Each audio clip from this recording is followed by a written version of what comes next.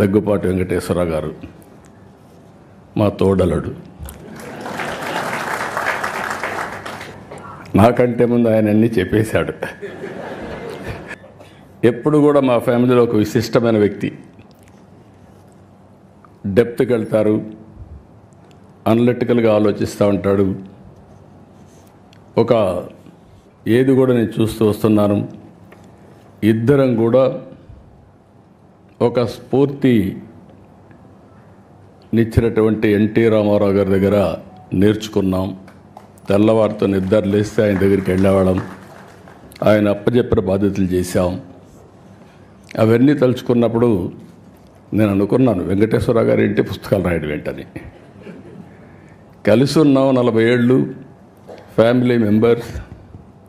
కానీ ఆయనలో ఇంత డెప్త్ ఉంది, ఒక పుస్తకం రాస్తాడని నేను ఎప్పుడు ఊహించలేదు. ఆయన చెప్పినప్పుడు నేను అడిగాను, మీరే రాశారా అని అడిగాను. ఎవరికైనా డౌట్లు ఉంటాయి,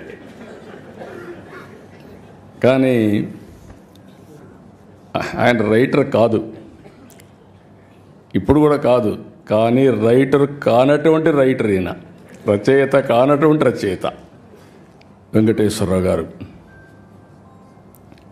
ఆయన జీవితమే ఒకసారి కానీ ఇది చేసుకుంటే ఆయన చెప్పినట్టు ఆయన ఒక డాక్టర్గా చేసిన తర్వాత ఆయన చేయాల్సింది ప్రాక్టీస్ చేయాల. ప్రాక్టీస్ చేయాల.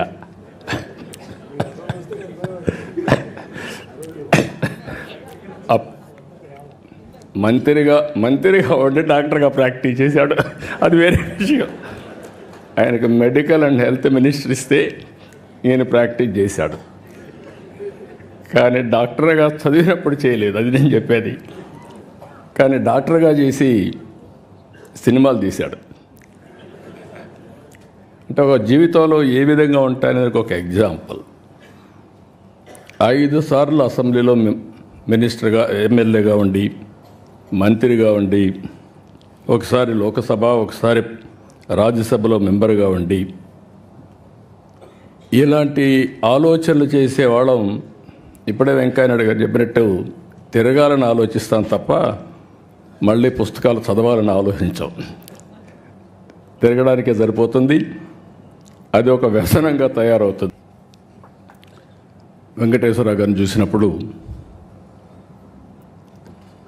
మనిషి, ఇంత మునిపే భరత్ చెప్పాడు, ఒక మాటలో చెప్పాలంటే మా ఫ్యామిలీలో మోస్ట్ రిలాక్స్డ్గా, జోవియల్గా ఉండే వ్యక్తి వెంకటేశ్వరరావు గారు. చాలా ఈజీగా ఎన్ని కష్టాలున్నా ఏమున్నా మనిషి కనపడినప్పుడు హ్యాపీగా ఇది చేసేవారు.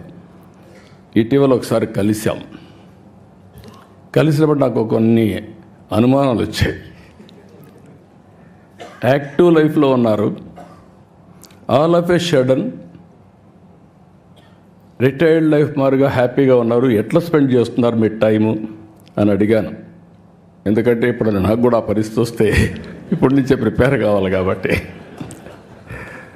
ఆయన ఒకటే చెప్పాడు,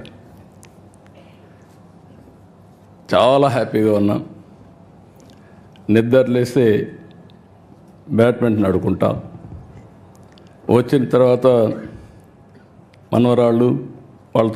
మనవాళ్ళతో ఆడుకుంటా, అక్కడి నుంచి కాసేపు గాసిప్, ఎవరన్నా ఫ్రెండ్స్ వస్తే చేసుకుంటూ ఉంటాం.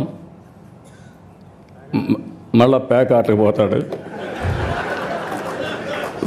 మధ్యాహ్నం అయితే ప్యాక్ ఆటకు పోతా, ఆడొక 2 గంటలు ఆడితే మైండ్ స్టిమ్యులేట్ అవుతుంది, హ్యాపీగా వచ్చి నిద్రపోతాను. What a wonderful life.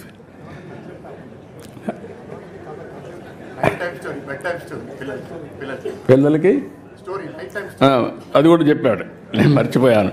పిల్లలకి రాత్రిలో ఒక స్టోరీ చెప్పి ఏం హ్యాపీగా నిద్రపోతాడు.